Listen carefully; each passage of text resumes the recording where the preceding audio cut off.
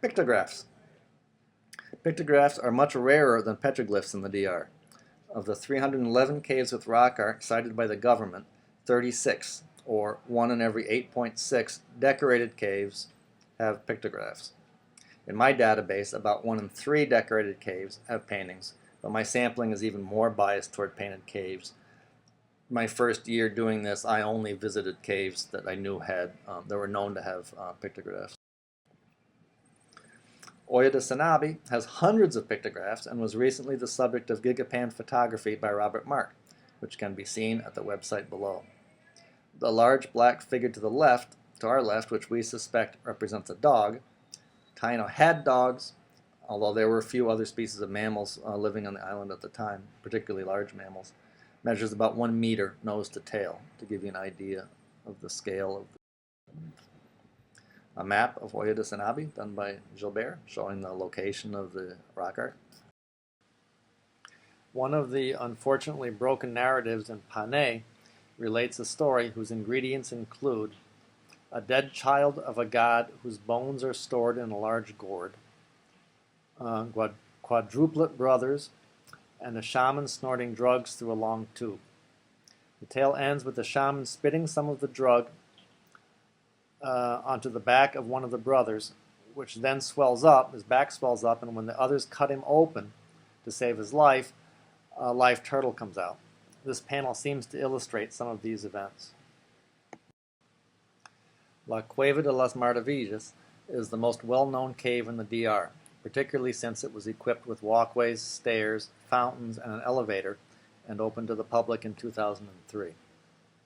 Marvin Rowe has recently completed preliminary examinations of some small paint residue samples I took from this cave with permission, and has so far determined that charcoal, as we'd always suspected but had never confirmed, is definitely an ingredient. Although the public's visits are limited, the cave is equipped with lighting controlled by motion sensors to minimize photo pollution, and it is closed to visits on Mondays. Some of the paintings nearest to the flood lamps suffered an algae infestation a few years ago. It was eventually discovered that the cleaning crew who worked unsupervised on Mondays had been in the habit of turning on all the lights in the cave for the duration of the workday. Diluted acetic acid in a fine mist has evidently controlled the problem.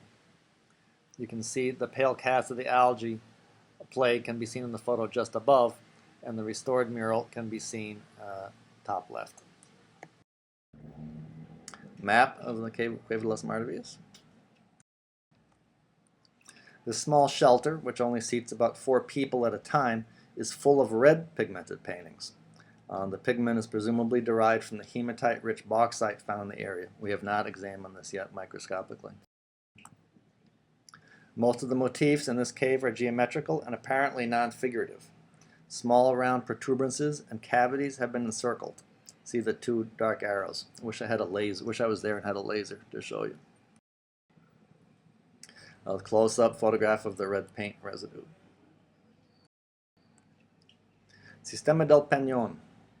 This cave system contains over 4 kilometers of passageway and 4 important rock art sites, including the finger flutings we saw earlier.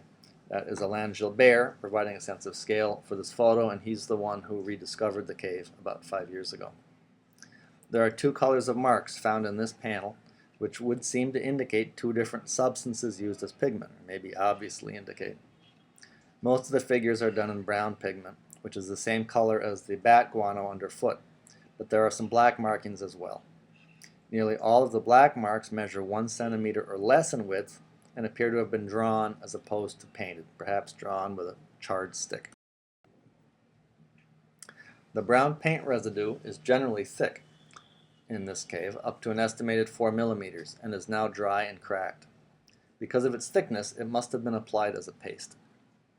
There are places where the pigment has exfoliated and has left the background the same color as in undecorated areas, but in other places it reveals a lighter colored substrate, perhaps indicating a more recent exfoliation event, with the underlying rock not having had enough time to darken. According to preliminary microscopic examinations by Marvin Rowe, this pigment does not contain charcoal. The paint may have been made with bat guano. Vast quantities lie underfoot, In my tests, mixing some with water and painting it on a cement block at home with my fingers was artistically satisfying, and it adhered great. These are fingerprints. These fingerprints were found in the third rock art site within this cave system. Individual prints measured 10 to 13 millimeters in width and from 10 to 21 millimeters in length. The spacing between the prints is irregular. My replication experiments at home using white latex paint on plywood suggest that the prints were done one at a time and by adults or someone with hands my size. The fourth site within the cave, the Peñón system, contains charcoal pigments as confirmed by Marvin Rowe. That's Alain Gilbert photographing. The panel to the left is in this same area, has been partially covered by a layer of speleothem or calcite, which indicates that the art is old, but unfortunately not how old. I cannot tell if the covered motifs that you can sort of see there are seen through the calcite or if they've diffused or bled back through it. These calcite-covered chunks of charcoal were found in small piles close by the charcoal pictographs in the Vidal area of the Peñón system, which suggests that they might, although not necessarily, have been used in the art making. It is tempting to consider using these fragments for radiocarbon dating attempts, but I don't know if it's well advised. Cueva del Barrio de la Cucaracha, La Piedra. This is the first public report of this cave today and its rock art, encountered by us in April 2012. By our count, there are 57 pictographs, most of which we attribute to indigenous authorship, and there are also 3 very eroded petroglyphs. The floor of this entrance chamber has been recently raised with dirt excavated from the light-filled hole in the background by people digging for a box of gold, rumored to have been buried there. They did not find it, we are told.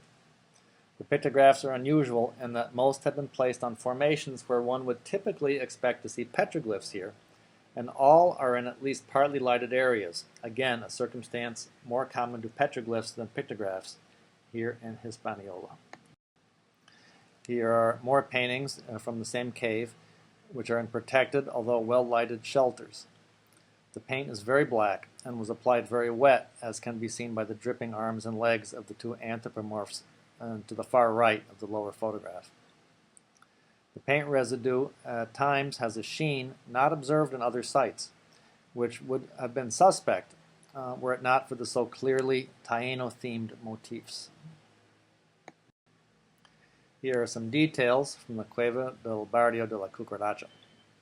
Upper left depicts termite tubes which are on top of the paint.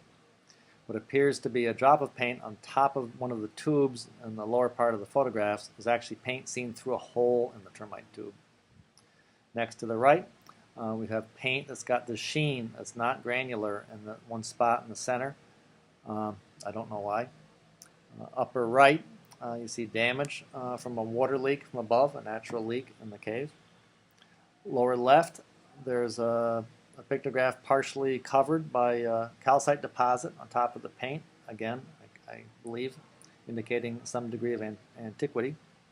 And lower right, paint was applied very wet, resulting in drips and runs. Not all of the rock art in this cave can be attributed to indigenous people.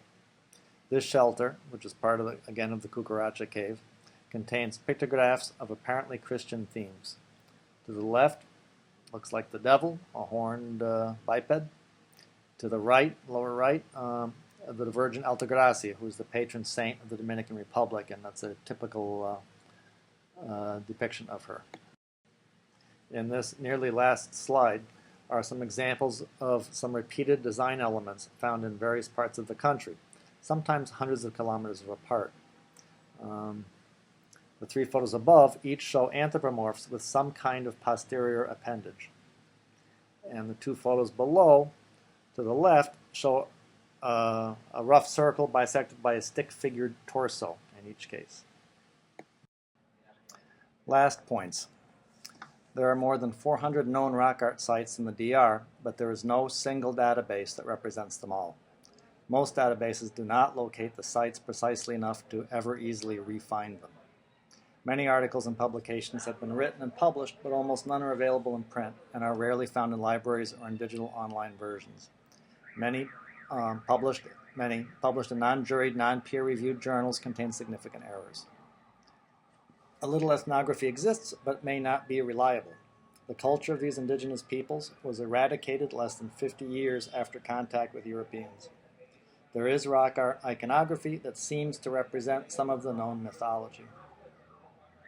There are laws in place to protect the caves and rock art, but there is little enforcement. Vandalism is common in caves with easy access near population centers. Many caves are used as garbage dumps, both residential and industrial. The provenance of the rock art is assumed to be indigenous, judging by themes of the motifs and the lack of evidence, graffiti, trash, etc., of more modern visitors to the sites. The only dating study, as yet unpublished, confirms pre-Columbian authorship. Thank you very much for your attention. Brief, who am I? BS botany,